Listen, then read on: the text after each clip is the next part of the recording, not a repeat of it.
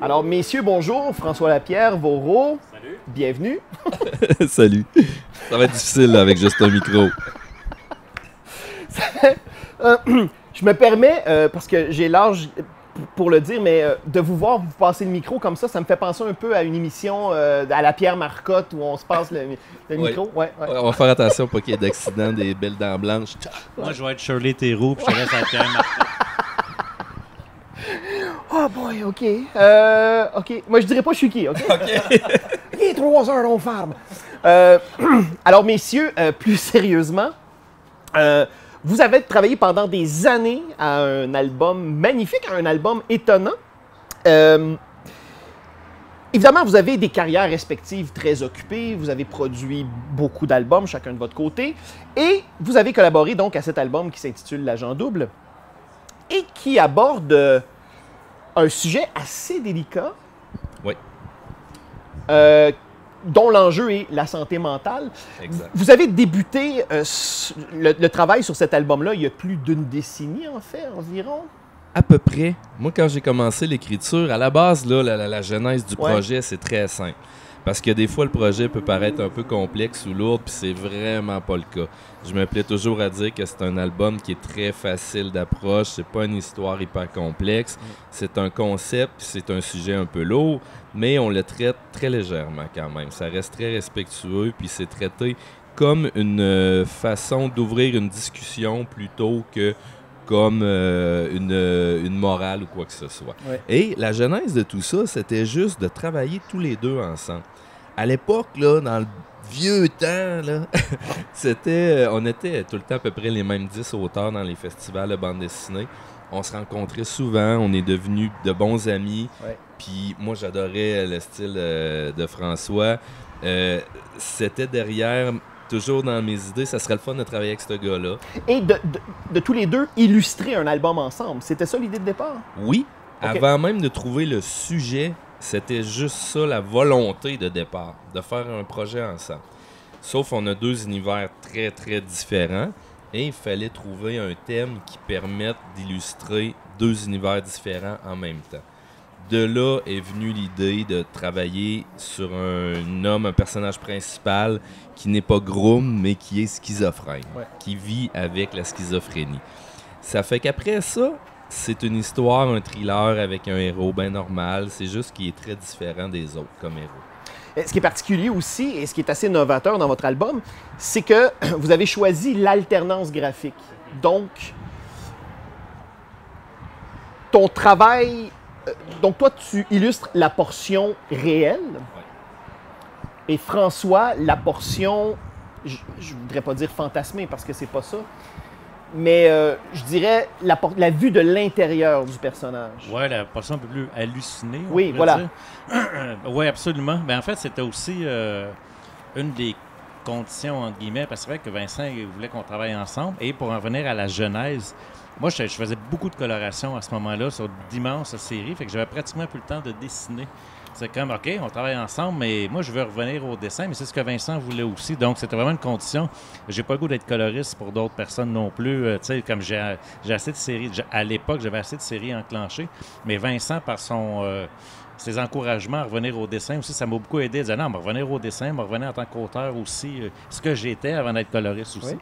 Donc, ça m'a permis de revenir là-dessus. Puis oui, là, il fallait trouver juste une série, une histoire qui puisse nous permettre d'exploiter nos deux dessins complètement opposés, pareil. Puis Vincent a eu ce petit trait de génie-là sur la schizophrénie, en fait. Mais donc, C'est François qui m'a inspiré. mais c'est ça justement ce qui est intéressant, c'est que de votre désir de collaborer ensemble et de cette contrainte-là de vos univers graphiques très différents est né ce récit. Oui. Mais lorsque vous débutez le travail ensemble, on est 10 ans avant la pandémie. Donc, Exactement. C'était pas évident parce que ouais, à l'époque, surtout, nous, on travaillait tous les deux, surtout avec des gros éditeurs, les 10 gros éditeurs franco-belges. ouais. Et ça reste quand même très, très classique, puis ils veulent pas trop changer le modèle d'affaires. Les Européens, c'est comme ça. C'est un vieux pays, les choses sont très ancrées, ils font des choses d'une certaine façon. C'est très, très différent des Américains qui essaient toujours d'être novateurs puis de trouver des choses qui n'ont jamais été faites. C'est pas du tout la même façon de travailler. Ça fait que quand je les ai approchés avec le sujet de la santé mentale, qui, moi, me touchait de près parce que j'ai eu une sœur qui a vécu avec la maniaco-dépression. J'ai des amis, 2 amis qui souffrent de schizophrénie. C'est quand même un sujet qui est venu très vite à mon idée là, parce que ça me touchait de près. Ça touche de près à peu près tout le monde, il faut le dire. Là.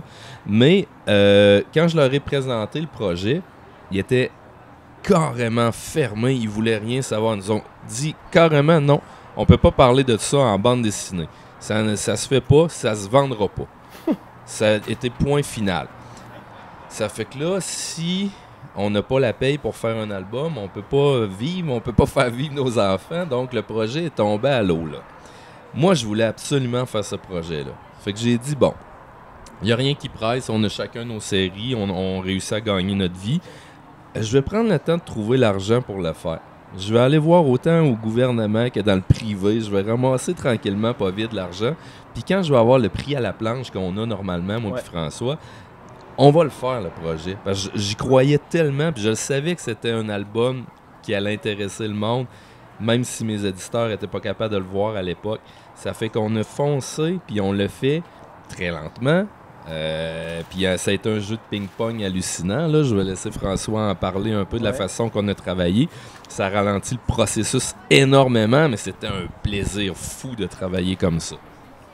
Mais justement, François, donc Voro évoque le temps alloué à la réalisation d'un projet comme ça. Ça prend plus de temps, mais est-ce que si justement ça ne profite pas justement au projet, cette espèce de temps en surplus, est-ce que ça vous a amené un certain recul aussi, respectivement, dans votre travail? Oui, je pense que oui, en fait, parce que c'est sûr que des fois, il y a une question d'énergie aussi, que plus tu interrompes ton travail pour faire un truc et y revenir, il y a comme redémarrer. Des fois, c'est bien, puis on peut le voir dans le dernier tiers de l'album. Là, ça a été comme un stretch vraiment continu. Et là, vraiment, c'est plus efficace comme dessin, comme narration dans mon cas, moi, mais aussi comme productivité. Mais oui, le côté que ça a été entrecoupé parfois, ça a permis d'avoir du recul. Vincent a retravaillé aussi le scénario un peu entre les deux pour dire OK, on va ajouter. Parce que c'est vrai que les éditeurs étaient rébarbatifs à l'idée de traiter un sujet comme la schizophrénie. Mais en plus, pour en plus compliquer les choses, il était rébarbatif à l'idée de travailler avec 2 dessinateurs, avec chacun ses planches. Fait que Vincent, vraiment, il a tout fait le petit guide de comment se compliquer la vie pour sortir un album. Mais, malgré tout, ça a réussi parce que quelqu'un de très positivement entêté. Mais au début, ça n'a pas été facile pour ça. Mais quand on a mis ça sur les rails, que Vincent a trouvé les fonds pour pouvoir avancer, là, on pouvait caser ça à gauche et à droite. Puis ça a été vraiment une partie de ping-pong, comme tu disais, le fun, parce que moi, je suis un gars impatient dans certains trucs. Quand je suis incapable de dessiner une page sans la mettre en couleur. Donc, c'est tout le temps Vincent qui commençait les planches, mais il m'envoyait des planches noires et blancs pour que je puisse rebondir sur ces pages à lui. Sauf que moi, quand j'en fais une, c'est impossible que je fasse une deuxième page. Si elle, je ne mets pas en couleur, il faut que je vois le résultat final. Puis c'était même pas calculé, mais ça permettait à Vincent, après, OK, il a fait ses couleurs comme ça. Je vais caler mes couleurs sur celles de François pour qu'il y ait une cohérence dans l'album, qui ne soit pas trop non plus, que ça parte dans tous les sens. Fait que c'est vraiment la couleur. En fait, on a fait là aussi le contraire de ce que les gens font habituellement. Habituellement, quand tu as 2 styles d'univers par un seul dessinateur, c'est la couleur qui va changer l'ambiance. C'est un indicateur, oui, oui. Alors que là, on a fait le contraire. Les dessins sont complètement opposés, mais la couleur vient uniformiser le tout. Et justement, le travail de couleur, il est fort intéressant parce que ça nous maintient toujours sur la fine ligne entre le réel et l'imaginaire, ou en tout cas la maladie. C'est très habile parce que là, tout à coup, c'est le dessin en lui-même. Et c'est aussi la manière de découper. Vous avez 2 manières différentes aussi d'aborder, au-delà du style graphique, vous avez 2 manières quand même relativement assez différentes d'aborder un découpage. Oui, tout à fait. Moi, c'est plus éclaté en général parce que j'ai moins de codes assimilés. Mon dessin permet plus de liberté que même si un truc qui n'est pas complètement... c'est le style à la pierre, c'est correct, ça fonctionne, ça part un peu dans tous les sens. Vincent, de par son style, et pas, je dirais pas influence, ou peut-être, mais c'est plus classique. Mais donc, son style plus classique permettait au mien de se démarquer plus aussi, d'être en raccord avec l'univers, mais c'est même pas de quoi qu'on a discuté tant que ça, c'est comme naturellement, on était... Moi, à la base, je voulais laisser une totale liberté à François aussi de ce côté-là, parce que j'ai écrit le scénario au complet, mais très cinématique. Je voulais pas faire de découpage visuel, de lui donner trop de nombre de cases par page. OK. Je voulais qu'il soit le plus libre possible. J'ai travaillé avec des scénaristes, plusieurs scénaristes, puis on veut toujours, comme dessinateur, être le cinéaste du film. On veut pas se faire dire il va avoir une contre-plongée, il va avoir un gros plan. C'est notre travail. Un auteur de bande dessinée, c'est un spécialiste de découpage d'une histoire. C'est nous qui engage au cinéma, puis en dessin animé, puis en jeu vidéo pour faire ça. Tout à fait, pour les scénarimages, ouais. Ça fait que c'est pas un scénariste qui écrit des romans qui est le mieux placé pour me dire comment découper une histoire. C'est ça notre point fort dans la narration. Mais pourtant, dans l'industrie américaine du comics, vu les contraintes de temps, d'argent, c'est souvent comme ça qu'ils fonctionnent. Oui. Parce que c'est une shop. C'est moins une équipe de travail. Il y a l'écrivain, il y a le crayonné, l'ancrage, la couleur, les textes même sont mis par après. Tout à fait. Le dessinateur ne sait même pas où il va placer les bulles. Donc, il doit dessiner des fois des décors entiers qui vont être cachés par une grosse bulle. C'est aberrant, là, c'est stupide même. Là. Ouais. C'est une efficacité manquée en termes de travail. Là. Mais nous, justement, on voulait avoir le plus de liberté. Je voulais que François puisse couper dans mes textes, en rajouter. Il y a beaucoup de délais graphiques. Tous les délais graphiques, ça part de lui d'ailleurs, parce que les tentacules, la lourdeur du personnage, quand il est chez le psy, puis les tentacules descendent, puis on sent qu'il se fait tout envahir, ça vient tout de l'univers de François, puis c'est pour ça que je suis allé le chercher. Je voulais pas après ça lui mettre des barreaux dans les roues et l'empêcher de faire ce qu'il fait bien. Là, d'ailleurs, c'est très intéressant, François, parce qu'il y a tout l'aspect Lovecraftien aussi. Oui. Donc là, forcément, c'est aussi une manière, je trouve très délicate de votre part d'aborder la schizophrénie. Parce que vous n'êtes pas tombé dans le cliché, dans les clichés habituels. Il y a une poésie, il y a une véritable réflexion derrière ça. Et j'ai trouvé ça très habile, l'approche Lovecraftienne, parce que par moments, on a l'impression d'être en pleine science-fiction. Mm-hmm. Oui. Ben oui, tout à fait. Mais c'est sûr que moi, c'est une de mes craintes de donner l'impression qu'on tournait cette maladie-là ou ce problème de santé-là en dérision, ou ridicule ou en caricature. Moi, j'ai un dessin qui est plus caricatural. Je voulais pas que ça passe par là, comme si je me moquais de tout ça. Et aussi, vu qu'on avait les deux exactement, ou à peu près peut-être à une page, la première et la dernière, j'ai le même nombre de planches que Vincent pour faire monter tout ce qui se passe dans sa tête. Donc, ça prenait beaucoup de raccourcis graphiques. Et au lieu de faire penser, puis là, il y a une longue dérive de... Non, j'ai la même page que Vincent pour montrer son délire intérieur. Donc, ça prenait beaucoup d'artifices graphiques. Même quand ils sont chez le psy, puis ils ouvrent un classeur. Ouais. Là, on voit toutes les bébites de chaque patient qui sont en train de s'envoler. Ouais. Parce que là, c'est pour montrer aussi qu'il y a un parmi d'autres, puis chacun a ses propres... bébites, ses propres petits démons, entre guillemets, tu sais. Donc, c'est de trouver des astuces sans tomber dans le ridicule. Mais j'apprécie que tu aies utilisé le mot un peu poétique aussi et tout, parce que c'est ça que j'essaie de...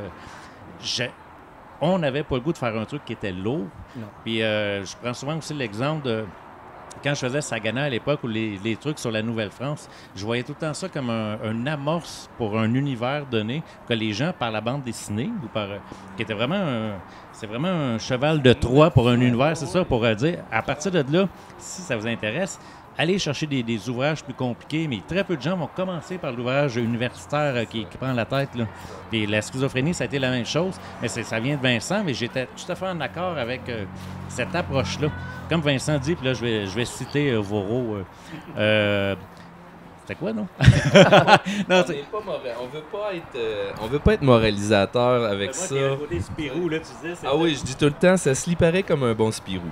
C'est C'est pas plus compliqué que ça. On veut pas faire un album. On voulait pas faire un album lourd. On voulait juste parler d'un sujet avec une certaine légèreté pour que ça soit une belle porte ouverte à la discussion.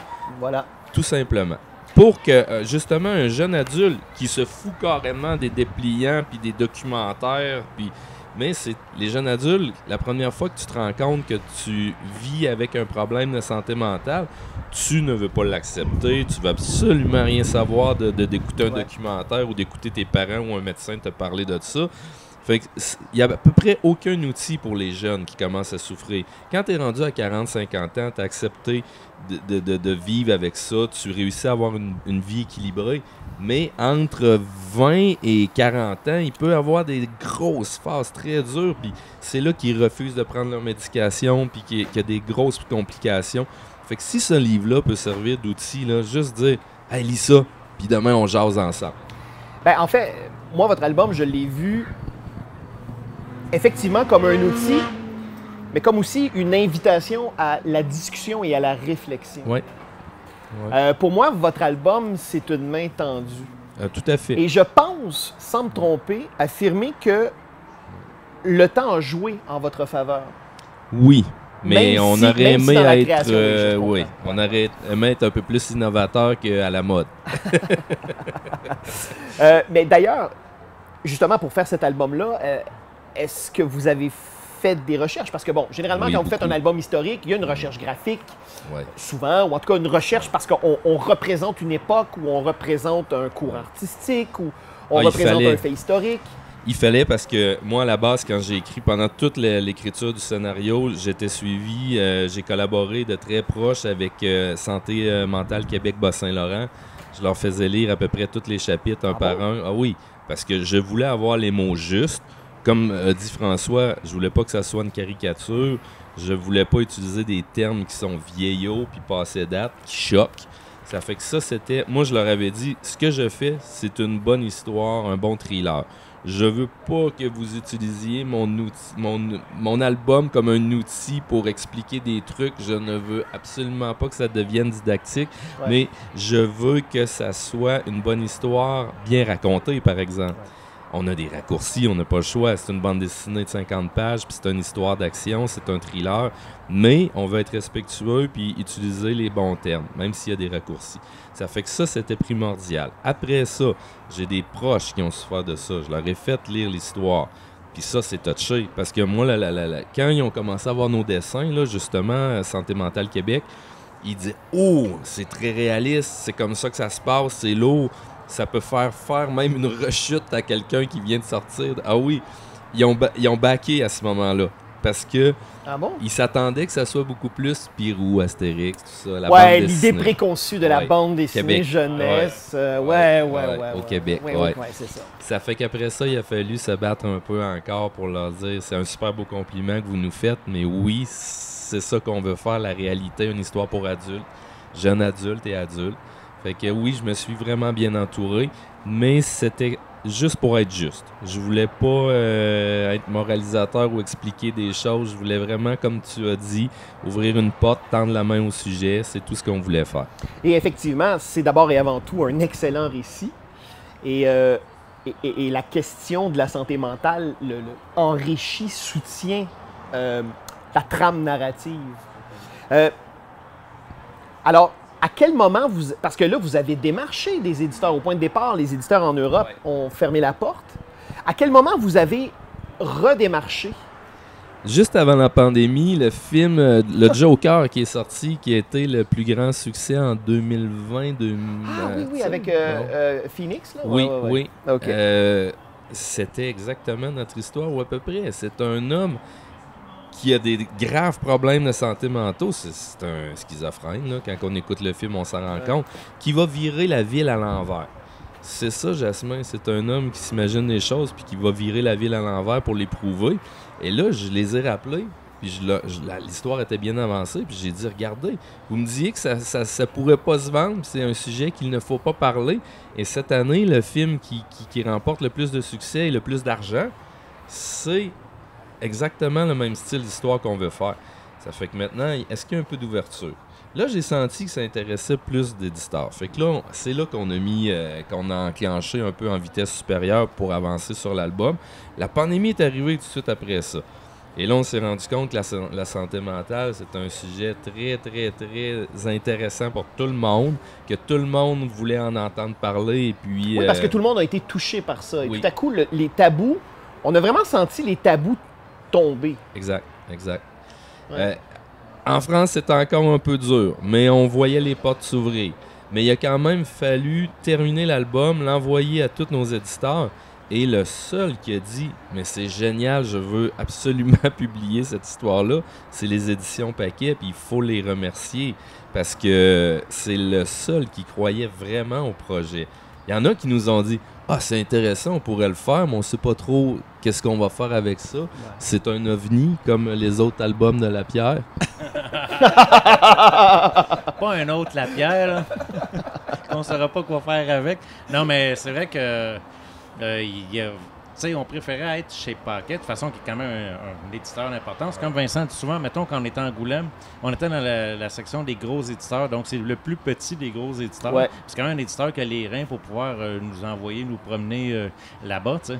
Mais puis on préférait ça qu'être chez un éditeur peut-être plus gros, mais qui aurait sorti le livre sur un coin de table, puis qu'on n'aurait pas...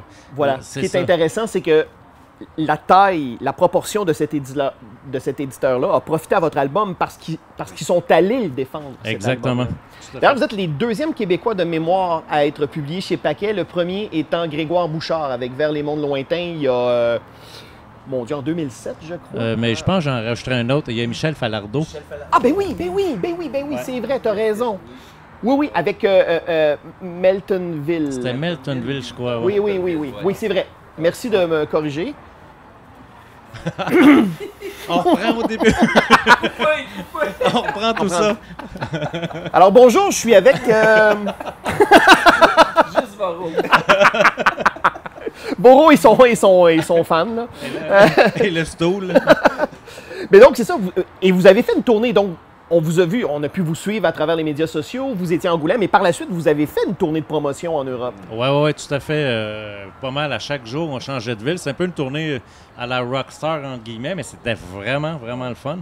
Mais à chaque jour, c'était train ou avion ou tramway ou quoi que ce soit. Puis on rencontrait un paquet de libraires, de la tournée des librairies. Ça a été vraiment des beaux moments. Canal BD, ouais. Et la réaction était comment? Elle était très bonne. Je vais laisser Vincent l'expliquer. Elle était très bonne. Depuis le début, là, ce livre-là, c'est incroyable parce que c'est le livre que les éditeurs me disaient qu'elle allait être le plus dur à vendre. C'est le livre sur lequel j'ai le plus de retours et de belles réactions. On n'a eu absolument aucune mauvaise critique. C'est hallucinant. Moi, j'étais sûr qu'il y en allait avoir 2-3 qui allaient nous démolir à cause du sujet ou quoi que ce soit. Mais la réaction est hallucinante. Il y a beaucoup de gens qui venaient nous voir en dédicace parce qu'ils voulaient nous parler. Ah oui. Parce que leurs frères, leurs sœurs, leurs mononcle qui avaient vécu des histoires hallucinantes, qui nous racontaient des histoires là, que on pourrait même pas mettre en bande dessinée parce que c'est tellement fou que le lecteur ne croirait pas à ça comme histoire. La réalité dépasse toujours la fiction, hein? Oui. Mais c'est ça, il y a des intervenants du milieu social qui venaient nous remercier d'avoir fait ça. Il y a des médecins, des psys, c'est fou, là. Moi, ce que je trouve formidable de votre album, c'est que vous avez fait doublement œuvre utile. Donc, vous avez permis d'engager une discussion, une réflexion sur la santé mentale, mais surtout, vous avez permis de démontrer avec éloquence que la bande dessinée est un médium au même titre que le cinéma, que le théâtre, à part entière, ouais, qui peut aborder des questions difficiles ouais, et de le faire avec éloquence, avec pertinence. Et dans ce cas-ci, votre récit n'aurait pas pu être raconté autrement que par le médium de la bande dessinée. C'est le seul médium qui permettait ce jeu graphique-là. Il y a déjà des films ou des romans qui ont fait des doubles narrations, Oui, des trucs comme ça, chapitre évidemment, par chapitre. Mais la bande dessinée, avec sa double page, permet d'avoir deux mondes sous les yeux en même temps, au même moment, puis de jouer avec le lecteur comme ça, en le faisant passer d'un monde à l'autre, à toutes les deux doubles planches. C'est le seul médium qui permet ça. Exactement. Ouais. D'ailleurs, moi, la première fois que je vous ai lu, c'est sur ma tablette, donc je n'avais pas cette perspective-là. Pourtant, vous savez tout le bien que je pense de votre album. Alors, quand j'ai tenu l'album et que j'ai ouvert C'était comme un théâtre de papier pour moi. Et là, tout à coup, tout se déployait. Là. L'album au complet se déployait. Et c'est vraiment là que je me suis dit... c'est un bon point, hein, il faut le dire. Si ceux qui sont habitués à acheter en numérique, cet album-là, c'est vraiment fait pour être lu papier. Ça se lit en numérique, mais t'as pas le plaisir de la découverte. En fait, je vais me permettre ce commentaire-là. Évidemment, je lis beaucoup d'albums dans le cadre de mon travail à l'avance. Je lis beaucoup de fichiers numériques, de PDF. Et on n'a pas une vue, on n'a pas l'expérience globale. Pour moi, une bande dessinée, puis là, je sais que je vais sonner un peu ringard, mais il faut que ce soit consommé en papier parce qu'on a une vue d'ensemble sur l'objet. Alors que sur l'écran, de toute façon, on passe beaucoup trop de temps sur les écrans. Mais sur les écrans, je trouve ça nous coupe de la narration. Il y a quelque chose qui... Alors, je peux vous dire une chose d'expérience. Quand je réussis à lire d'un seul souffle un album sur une tablette en bougeant mon doigt comme ça, je sais que j'ai entre les mains un excellent album et que quand je vais le lire, je vais le relire en papier, je sais que là, je vais pouvoir vraiment pleinement apprécier ce travail-là. Et pour vrai, tu as raison. Les gens qui nous écoutent, vous voulez lire l'album, faut le lire. Il y a même des libraires qui nous ont dit qu'ils avaient relu l'histoire en lisant seulement les planches de droite, seulement les planches de gauche. Moi, j'ai même pas fait l'exercice moi-même. Puis que c'était intéressant, puis que ça fonctionnait. Puis quand on ouvre, nous, la double planche, il y a toujours une règle non écrite qui dit « Regarde pas qu'est-ce qui se passe en bas à droite, mets tes yeux en haut à gauche, puis descends case par case. » Nous autres, on s'en fout. Va voir qu'est-ce que François a dessiné avant de lire ma partie. C'est pas important. On joue avec ça, puis on en fait justement... C'est plus une règle, c'est... On en profite de cette règle non écrite. Regarde partout. Amuse-toi, lis l'album comme tu veux. C'est ça le but de cet album. Oui, l'approche très ludique aussi. Et ça aussi, c'est plaisant à lire. Et ça vient justement court-circuiter peut-être justement l'idée de la lourdeur. Il y a ça aussi qui contribue grandement, je trouve, à la lecture de votre album. Donc, Paris, fort réussi. Merci. Aussi, qui prouve que parfois, la patience, c'est payant. Oui, la ténacité, pas juste la patience, la ténacité, l'acharnement et tout. Là. Puis en plus, ce qui est particulier, parce que tu parlais de pandémie tout à l'heure, il y a des scènes dans les premières planches de l'album, dont entre autres le papier de toilette et Jasmin, le personnage qui dit « ça va bien aller ». Ça, Vincent, il a écrit ça des années avant la pandémie. Ça n'a même pas été rajouté à la fin. Ça faisait des années que c'était écrit quand c'est sorti. Alors, tout ce qui manquait, c'était l'arc-en-ciel. Prophète de malheur. Oui, ben oui, prophète de malheur, c'est quand même incroyable. Mais c'est vrai, cette scène-là, justement, en début d'album, qui est assez... Qui était déjà existante. C'est les 4 premières planches qu'on a faites il y a 10 ans. Même ces premières planches-là, faisait tellement longtemps qu'on les avait fait que c'est ceux qu'on a refait à la fin. Parce que là, à un moment donné, c'était en décalage avec le style. Donc, puis, vous avez refait les planches. Oui, parce que moi, entre-temps, j'ai travaillé sur une tablette graphique. Ces premières planches-là, elles sont crayonnées. D'ailleurs, j'ai ces originaux-là, quelque part. Il y a eu l'électricité. J'ai découvert la technologie. Les ordinateurs, les tablettes. Il y avait un petit peu de rattrapage à faire, le François. Ah, puis il prend beaucoup de plaisir à se mettre en retard systématiquement dans ces rattrapages-là. Oui. Évidemment, cet album-là se tient en lui-même, mais est-ce qu'on pourrait un jour espérer un autre projet commun? On en parle. On a une couple d'idées, des trucs. Pas nécessairement avec Jasmin, ou peut-être avec Jasmin, mais peut-être dans le même concept de 2 visions différentes d'un truc où on a même sorti un truc à la rigolade hier, mais je ne me souvenais pas c'était quoi en fait. Mais non, fait que c'est ça, il y aurait des possibilités de faire un autre projet comme ça. On attendait de voir la réception qui est bonne, on attendait de voir l'entente parce que faire un album ensemble, c'est le fun, mais la tournée dédicace a été très plaisant aussi, donc c'est juste du bonheur globalement. J'ai la chance de travailler avec d'excellents collaborateurs et d'excellents amis de part et d'autre, donc c'est le fun tout le temps. J'en vois pas. Zoom. Attention, il est fort. Il fallait être là pour comprendre le gag. Hein? C'est ça. En tout cas, chose certaine, moi, je ne serais pas du tout étonné de vous relire à nouveau ensemble parce que il y a une synergie, je trouve. Il y a quelque chose vraiment qui fonctionne de ce pari risqué-là. C'est un concept qui peut s'appliquer avec à peu près n'importe quel personnage. Pas besoin de souffrir de maladie mentale. Là. On a tous une vision, une expérience différente de ce qu'on vit, même si on est dans le même lieu au même moment. Et puis, on peut jouer avec ça dans de plusieurs façons. Ça peut être une suite à la vie de Jasmin, ça peut être un autre personnage, on n'est pas encore arrêté là-dessus. Puis comme on a eu énormément de plaisir à jouer au ping-pong, à s'envoyer, à chaque page que je recevais de François, c'était comme un cadeau, là. C'était comme déballer un petit cadeau, voir qu'est-ce qu'il a fait avec ma page, comment il l'a changé, puis ça fait que c'est quelque chose, oui, que ça serait très plaisant de recommencer. Alors, je vous souhaite un bon brainstorming de 10 ans. Oui. Non, mais là, le temps compte, le temps avance. Oui, le temps. Oui, c'est ça, exactement. François Vauro, merci beaucoup. Et encore une fois, toutes mes félicitations pour cet excellent album qu'il faut lire en papier. Oui, merci. Merci.